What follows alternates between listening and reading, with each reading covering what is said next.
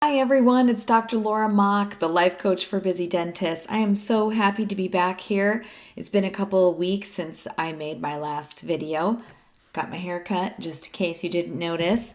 Another change, I am the grandmother to a cat that is in this room with me, and he is quite vociferous, so if you hear any strange meowing, that would be my grandcat.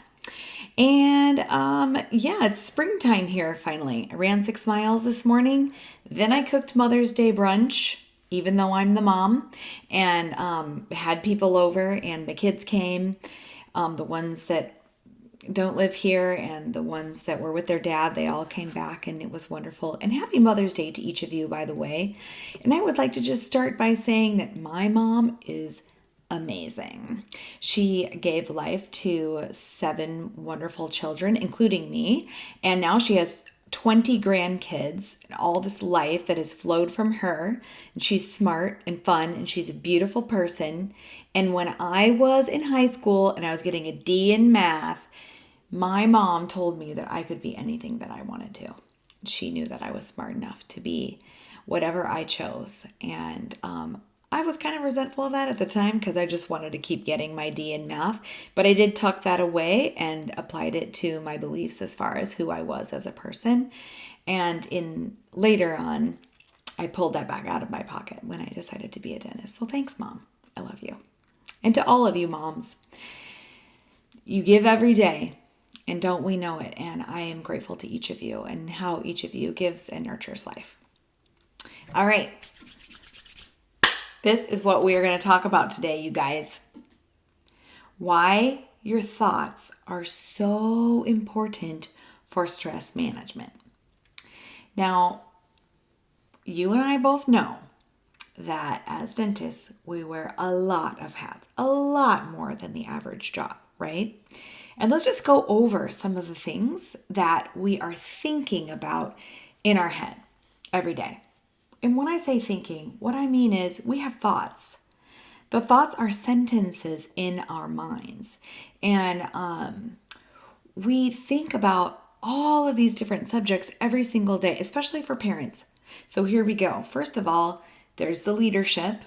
Because I don't know about you guys, but when I was in dental school, I was focused on how to prep a class 2 box properly, how to make a really nice chamfer margin, and how to set teeth in dentures. Nobody ever taught me how to lead a team of 6 ladies while simultaneously keeping my fingers dipped in saliva all day long. And I'm going to tell you, I feel like this is one of our biggest challenges, is just trying to be a leader, to be effective at motivation and correction and just keeping the ship going in the right direction. When all of our team, every day, they're making hundreds, if not thousands, of micro decisions all day long while we just sort of like semi-supervise them, because if we're successful, we've got our hands in people's mouths. So that's one thing. We've got leadership questions or thoughts. So like one might be, should I correct my employee on that thing that I just saw her do, or should I just let it go? How am I going to get employee X to start doing this and stop doing that? What should I do about vacation? What should I do about healthcare? And the list goes on and on and on, right? Next, we're constantly thinking about our clinical skills. Raise your hand if this month you were doing a hygiene exam and saw a restoration that you did that you didn't love anymore. Maybe there was a stain around the margin, or the contact wasn't as strong as you thought it was supposed to be. Maybe the gingiva is inflamed around that new crown. I am constantly thinking about how I can improve the outcomes of the dentistry that I do, the physical part of my job, which is what I focus on 32 to 35 hours a week. I'm working on saving these teeth. And so my clinical skills, I've got these thoughts. Dang it, what didn't I do? Why is this margin gray? How many times have you thought that? I've thought it so many times. How about the finances, especially if you are a clinic owner? I can't tell you how many times I've been like, should I pay off this or this? Why is it so hard to pay off practices? Why is the insurance giving me less this month for the same work that I was doing before? So many thoughts about finances all the time, all the time. Should I offer to do this other filling for this patient right now? Because that would be a zero margin profit, right? Or not zero, you know what I mean? Like there's no overhead if I'm adding it right now. But then what about all the other things that I'm doing at the same time? And then how about compliance? How many of us have lost nights of sleep to worrying about the HIPAA laws or the OSHA laws? But those aren't as stressful. Those HIPAA ones scare me. I'm not going to lie. Managing patients' emotional needs. You have somebody come in, they're anxious, and some people translate from anxiousness to rudeness. So they go from being nervous to being mean to either you or your staff, or patients who are excessively anxious and you want to take good care of them, but you know if you can't get them to calm down that they're not going to have a good experience and it's going to make it harder for you to do a good job. So there's these thoughts swimming in your head. I need to help this person calm down. Maybe they're nervous because I'm not doing something right. Maybe I need to change something. This constant, especially with the patients who have more emotional needs. How about just keeping up with the industry? Oh my gosh, you guys, I've told you this before. I went to Voices of Dentistry in either January or February. I think it was February. Which, by the way, if you haven't been to that meeting, they have it in Arizona in February. You want to go to there. And so I went there, and there's all these dentists that are younger than I am, and they are doing some really crazy shit. Like, how would I even have time to learn what they're doing? So there's constant, keeping up. And I don't know about you guys, but this happens to me all the time. I get on social media. I'm friends with all these dentists. I'm following them on Instagram. And then all of a sudden there's this picture of this beautiful cosmetic case that they did. And I'm like, well, I ain't never did anything that fancy. Or, oh, well, I did full mouth reconstruction, but it didn't look that good. I mean, so there's this comparison thing that happens and this worry that, am I keeping up? Am I as good as my peers? That type of thing. And then there's the parenting and the relationships that you do after you get home from work. So whether you have children or not, there's always interpersonal things. If you are a parent, then there's after school activities. There's should you let your kid do screen time? They're thinking about the health of their kids. And I don't know about you guys, but for me, the main question is, am I doing this right? Are my kids turning out okay? You look at the things that they're struggling with and you wonder if anybody else is having that thing. And oh man, that can really undermine your sense of well-being when you start worrying about that stuff. And that's just a smattering of the things that dentists have to worry about. I'm sure that I didn't list them all, but you'll probably agree with me that you also worry about each of those items, and feel free to share some of the other things that you think about and worry about. Now, raise your hand if all of these topics stress you out, these thoughts, these sentences in your mind. And then keep that hand up if you would like to have less stress. I would like to have less stress. So I'm going to keep listening to my own video. I am going to teach you guys something that comes from the thought model. And when I say the thought model, I am speaking of the work of Brooke Castillo. She is the founder of the Life Coach School, and she is my mentor. She is the one who teaches me how to be a coach. And she has a model that sort of lays out how you can analyze any situation in your life, any problem. We have different facets of the problem, and I'm going to talk about just a few of them. I'm not going to talk about the whole model tonight. But the first thing that we have is the external facts of the situation or the circumstances. So this would be like, if I were upset about my weight, my circumstance would be I weigh X number of pounds. Okay. I couldn't say I'm fat because that is an opinion and not everybody would agree with that. But I could say when I get on the scale, I weigh X number of pounds. So that's external facts or circumstances. And next is our thoughts. So our circumstances lead to the thoughts that we have about the circumstances. And that would be where I'm fat fits in. Okay. So I weigh this and I'm thinking to myself, I'm fat. Now, most of the thoughts that we have, they're sentences in our mind, and most of them are populated by our brain without us even asking for our brain to do it. Our brain is very sorry. It takes up so many carbohydrates every day, and so it is trying really hard to be as efficient as it possibly can. And one of the ways that it does that is by just auto-populating what we need to think about this thing and this thing and this thing and this thing. And it just goes on and on. This morning, I was on a drive. It was 5 o'clock in the morning. I was supposed to meet my friend at 6 for a run, which, by the way, I don't usually get up that early for that, but I wanted to get it done before I cooked brunch for my family. So I was driving on my way to meet my friend for the run, and I was 5 minutes into the drive before I realized I was going the wrong way. That was because my brain had just surreptitiously taken over the route as something that it was like, oh, we can handle this. We can keep this efficient. Just drive this way. And then I realized I was going the wrong direction. And that was because of auto-populated thoughts. Now, when we have a thought such as, I'm fat, what happens next is those thoughts lead to how we feel. Okay, so the facts or the circumstances don't lead to the feelings.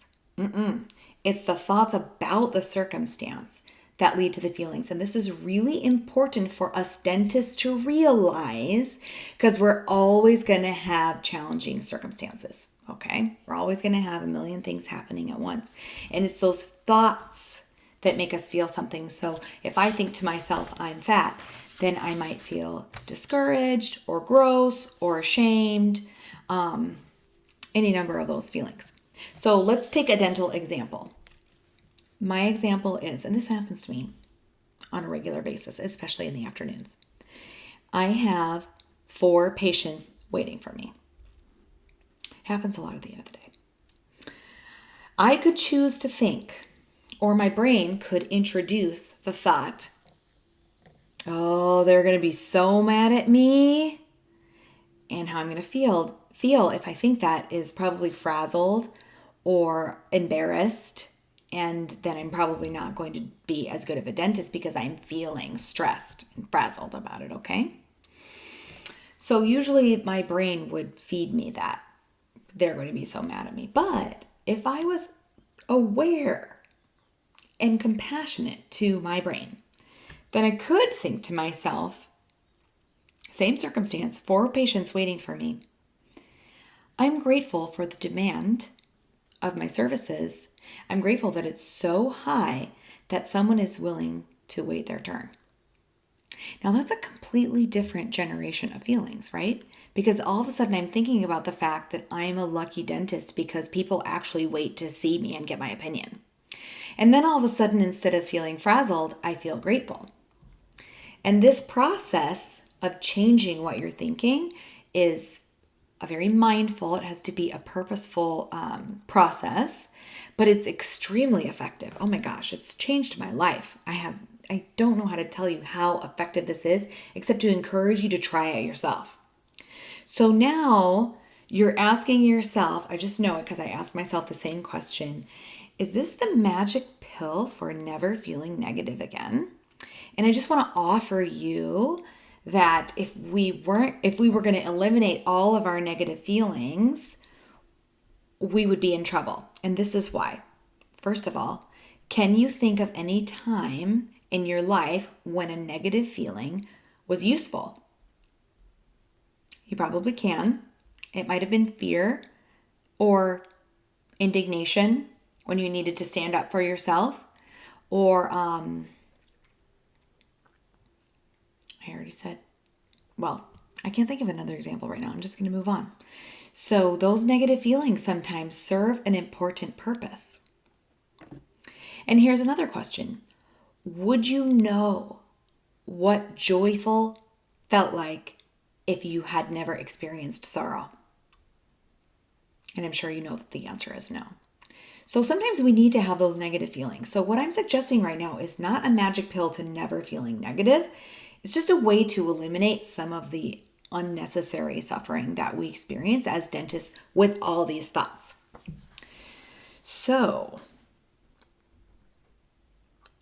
Many negative feelings we do experience, like I said, are unnecessary, especially because as dentists, we have so many different things we're thinking about. Whether it's all those examples that I already gave. I'm not going to waste your time and say them again, but I am telling you, this is something that we need help managing in our profession. So now you're asking yourself, well, how do I change my thoughts for less stress? And I want to introduce to you the concept of doing a thought download. Because the answer to this question of how do I start to change my thoughts is one word, and that's awareness. You have to be aware of what your brain is thinking. And it does take some practice to do this. And it takes some practice after you learn what you're thinking to change what you're thinking. But if you become aware of your thoughts, you will be ahead of 99% of the world's population. And this is how you do it. You do a thought download, or I sometimes like to call it a thought dump. All you do is you set aside 3 to 5 minutes, blank piece of paper and a pen, and you just start writing everything that's in your head. And you write down whether it makes sense or not, whether you actually believe it or not, whether someone else would judge it or not. You just write it all down. And all that does is it helps you move the thoughts from a place where things are to just a process or a concrete place where you can actually evaluate whether those thoughts are serving you or not. And so that's called a thought download. And that is what I encourage you to try doing. You will be amazed at everything that you learn when you just start the thought download. Now, after that, you can learn how to actually put together a thought model, kind of like Brooke Castillo-esque. And I do have some videos on that earlier on. I can't remember which one. It might have been 9 or 10, was called the thought model. And you can go back to that one, reference it, and look at how you can make yourself a model. Or you can reach out to me and say, Laura, I did a thought download. You want to chat? And of course, the answer is yes, because I would always like to hear from each of you and hear what's happening in your brain and hear what you'd like to work on. If you would like to talk to me, you can message me on YouTube. You can find me on Facebook, The Life Coach for Busy Dentists. You can also find my website, which is the same, The Life Coach for Busy Dentists. And so I'm easy to Google and reach out to me. There's a button on there you can do for emailing, or you can sign up for a free mini session. I do free 45-minute consults where you can chat with me about your thought download or anything else you want to talk about. Thanks, everyone. It's great to be back. And thanks for your patience, because I know it's been a couple weeks since I made one of these videos, but thank you so much for listening. Have a great night.